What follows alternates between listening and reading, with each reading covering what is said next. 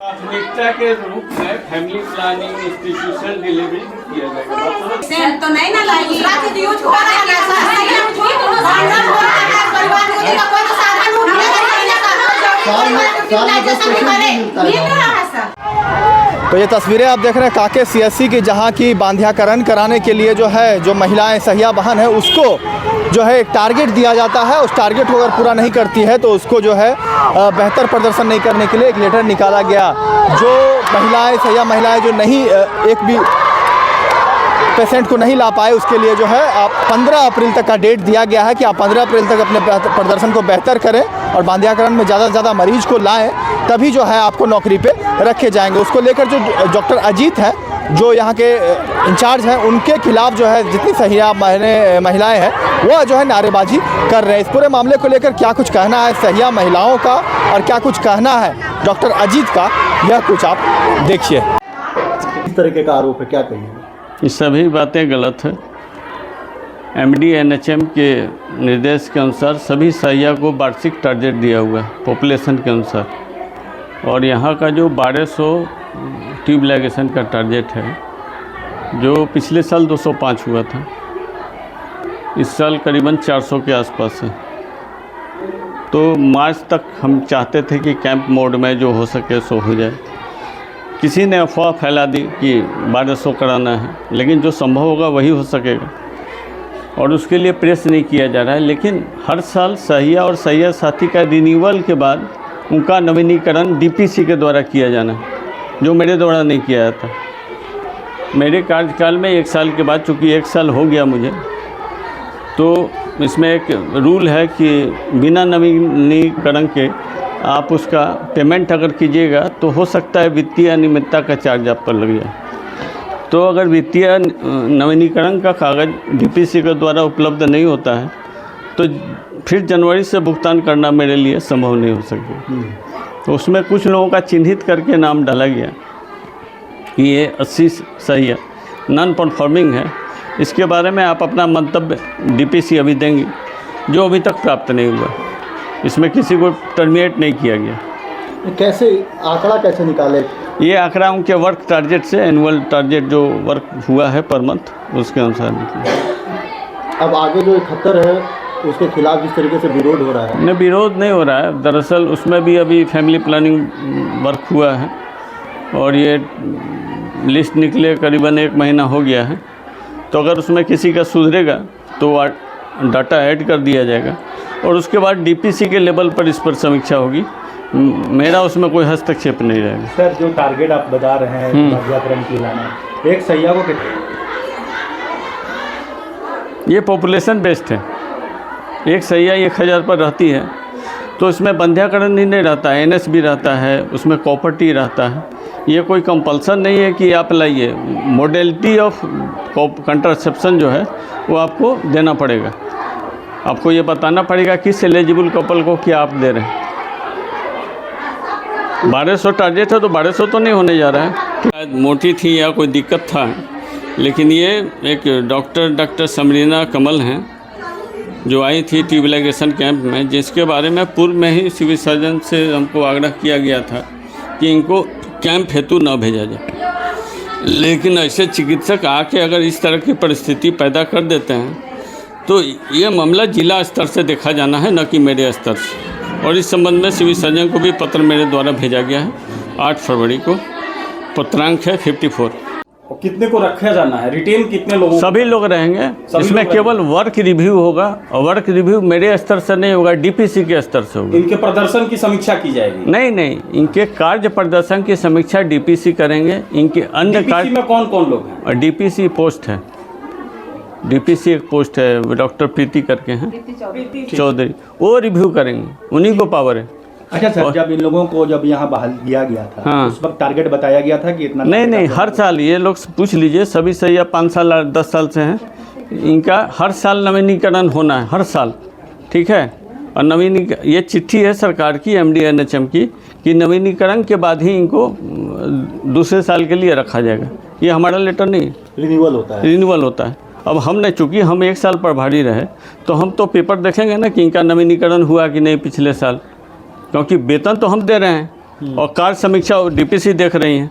तो दोनों चीज़ तो एक पदाधिकारी नहीं कर रहा है। समझ लीजिए वो पदाधिकारी गलत कर दिया, नवीनीकरण नहीं किया, अब वेतन हम दे दिए तो फंस गए तो हम फाइनेंशियल, तो उसके लिए कौन दोषी होगा? हम नहीं निकाल रहे हैं इन लोगों को। इन लोगों को बात गलत में समझ में आ रही है। 70 सैया जिनका परफॉर्मेंस ख़राब है उसका लिस्ट भेजा गया है, बात समझ गए। और वो लिस्ट में समझ लीजिए कि ये ट्यूबलाइजेशन का कैंप हो रहा है, चाहे ये लोग डिलीवरी करा लिया, समझ लीजिए 15 अप्रैल तक, तो इनका परफॉर्मेंस सुधर जाएगा। ये किसने अफवाह फैला दिया कि ये लोग निकल रहे हैं, ये हमारे समझ से परे। ये बोरिया की जो है उसको जो बातें आई, बोरिया वाली जो बात है, बोरिया का प्रदर्शन सबसे ख़राब है। उसमें अगर देखा जाए तो पूरे क्लस्टर में सबसे ख़राब है। ये पेन एंड पेपर पर, ये हमारा कहना नहीं, निकाला नहीं गया है उसे। नहीं निकाला नहीं। अगर वो बेहतर करती है तो फिर हाँ तो रखा जाएगा।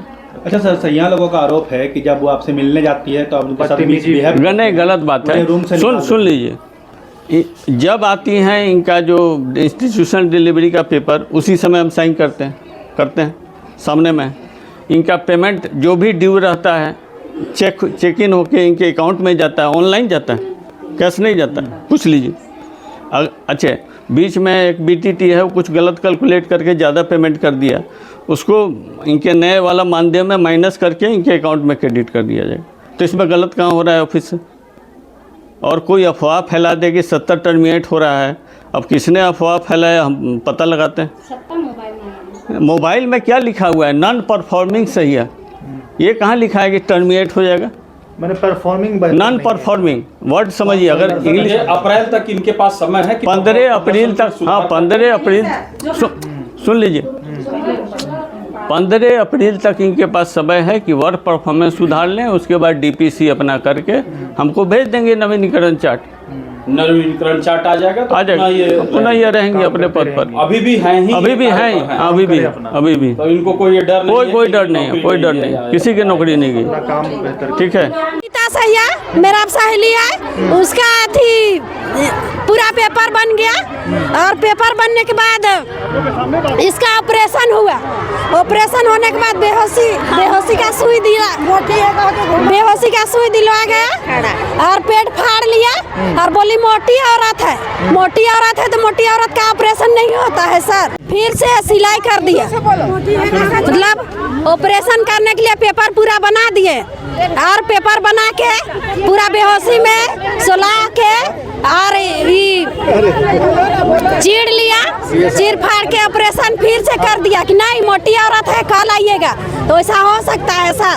तो जब सैया के साथ ऐसा होता है तो पेशेंट के साथ ऐसा हो सकता है, तो पेशेंट मेरे साथ नहीं आएगा। जब हम सबसे घटिया है बर्बारी, जब सैया पर शोषण कर सकता है तो यही वाला सर हम लोग को निकालने। हम देखिए, हम बोरिया क्लस्टर की सैया हैं, हम सैया साथी हैं, हमको लेटर दे के निकाला है, लेटर दे के अपने से निकाला भी है, अपने से सैया साथी का चयन भी किया है।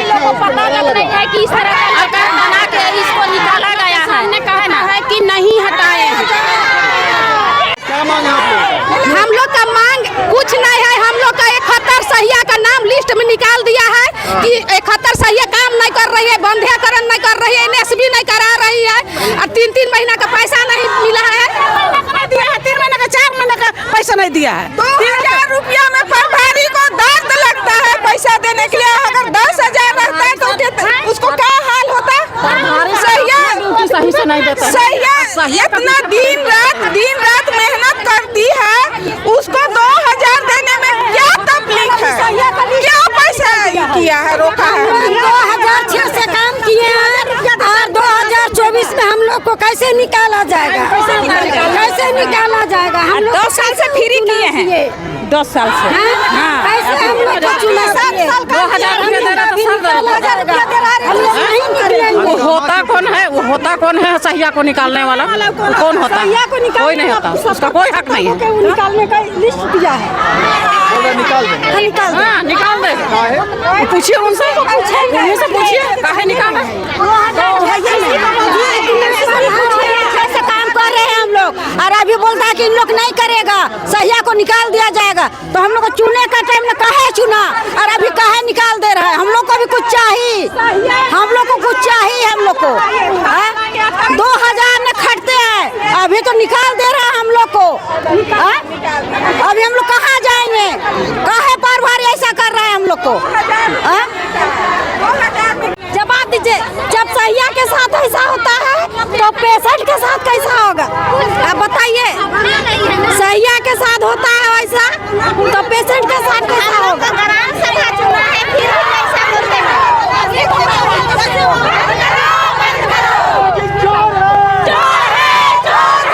3 बजे आता है, 3:30 बजे चला जाता है। क्यों विरोध कर रहे हैं आप लोग, ये बताइए। हम लोगों का विरोध है, देखिए हम यहाँ जब आए तो हम जब हमारा काम है, हमें क्षेत्र में काम दिया गया है, बताया गया कि आप अपने क्षेत्र में काम कीजिए।